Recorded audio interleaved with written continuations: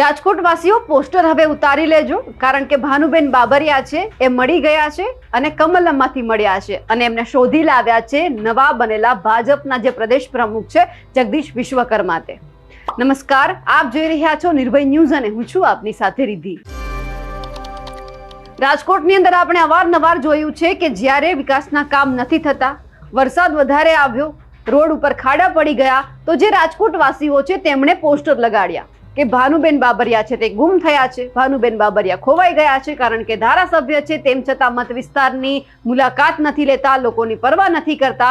અને અવારનવાર આપણે જોયું છે કે રાજકોટની અંદર ત્યાંની જે જનતા છે, એમના જે મત વિસ્તારના લોકો છે એ ઘણી બધી વખત મેદાનમાં આવ્યા છે, ભાનુબેન બાબરિયાની સામે વિરોધ પણ નોંધાવ્યો છે। પણ સવાલ એ હતો કે જો ભાનુબેન બાબરિયા પોતાના મત વિસ્તારમાં નથી દેખાતા તો એ છે ક્યાં, એ કામ કરે છે ખરા? કારણ કે ધારાસભ્યનું કામ હોય છે એમના મત વિસ્તારના લોકોની સાર સંભાળ રાખવાનું, એમને જે વિકાસના કામ જોઈએ છે, જે પાયાની સુવિધા જોઈએ છે એ તમામ આપવાની, પણ ભાનુબેન બાબરિયાથી ક્યાંય થતું નહોતું। અને હવે આખરે ભાનુબેન બાબરિયા મળી ગયા છે ને એ પણ કમલમમાંથી, કારણ કે આજે તેઓ જ્યારે નવા ભાજપના પ્રદેશ પ્રમુખનો જે આ કાર્યક્રમ હતો, પદગ્રહણ સમારોહ હતો અને બેન ત્યાં દેખાયા છે।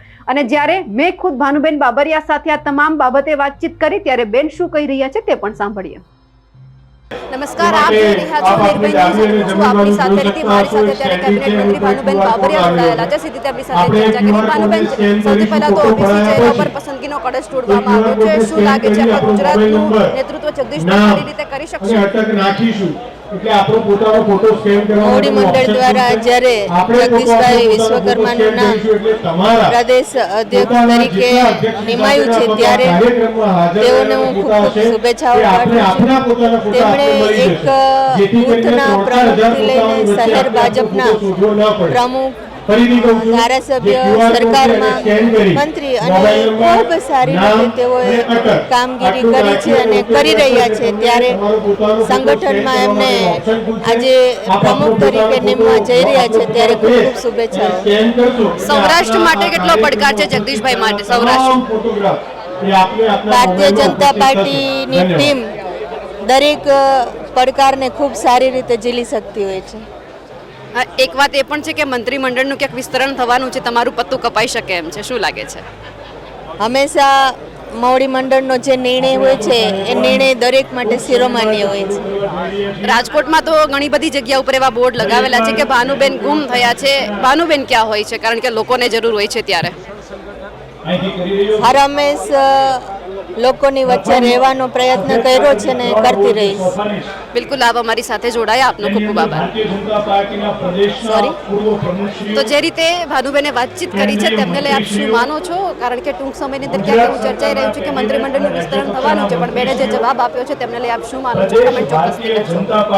નમસ્કાર, આપ જોઈ રહ્યા છો નિર્ભય ન્યૂઝ, હું આપની સાથે હતી। મારી સાથે અત્યારે કેબિનેટ મંત્રી ભાનુબેન બાબરિયા જોડાયેલા છે, સીધી તેમની સાથે ચર્ચા કરી। ભાનુબેન, સૌથી પહેલા તો ઓબીસી ચહેરા પર પસંદગીનો કળશ તોડવામાં આવ્યો છે, શું લાગે છે આપણા ગુજરાતનું નેતૃત્વ જગદીશભાઈ સારી રીતે કરી શકશે? મોવડી મંડળ દ્વારા જ્યારે જગદીશભાઈ વિશ્વકર્માનું નામ પ્રદેશ અધ્યક્ષ તરીકે નિમાયું છે ત્યારે તેઓને હું ખૂબ ખૂબ શુભેચ્છાઓ પાઠવું છું। તેમણે એક બૂથના પ્રમુખથી લઈને શહેર ભાજપના પ્રમુખ, ધારાસભ્ય, સરકારમાં મંત્રી અને ખૂબ સારી રીતે તેઓએ કામગીરી કરી છે અને કરી રહ્યા છે, ત્યારે સંગઠનમાં એમને આજે પ્રમુખ તરીકે નિમવા જઈ રહ્યા છે ત્યારે ખૂબ ખૂબ શુભેચ્છાઓ। સૌરાષ્ટ્ર માટે કેટલો પડકાર છે જગદીશભાઈ માટે? સૌરાષ્ટ્ર ભારતીય જનતા પાર્ટીની ટીમ દરેક પડકારને ખૂબ સારી રીતે ઝીલી શકતી હોય છે। એક વાત એ પણ છે કે મંત્રીમંડળનું ક્યાંક વિસ્તરણ થવાનું છે, તમારું પત્તું કપાઈ શકે એમ છે, શું લાગે છે? હંમેશા મોવડી મંડળનો જે નિર્ણય હોય છે એ નિર્ણય દરેક માટે શિરોમાન્ય હોય છે।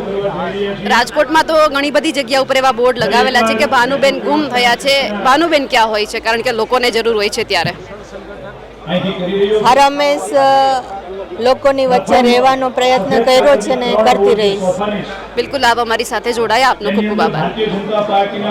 સોરી, તો જે રીતે ભાનુબેને વાતચીત કરી છે તેમને લઈ આપ શું માનો છો? કારણ કે ટૂંક સમયની અંદર ક્યાંક એવું ચર્ચાઈ રહ્યું છે કે મંત્રીમંડળનું વિસ્તરણ થવાનું છે, પણ બેને જે જવાબ આપ્યો છે તેમને લઈ આપ શું માનો છો? કમેન્ટ ચોક્કસથી કરજો।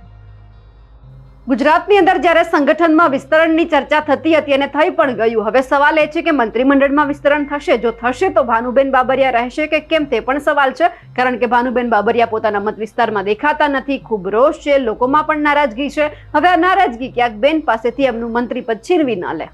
અમારા અહેવાલને લઈને આપનું શું માનવું છે કમેન્ટ કરીને ચોક્કસથી જણાવજો. સાથે જ અમારી નિર્ભય ન્યૂઝ ચેનલને લાઇક, શેર અને સબસ્ક્રાઇબ કરવાનું ભૂલશો નહીં. નમસ્કાર.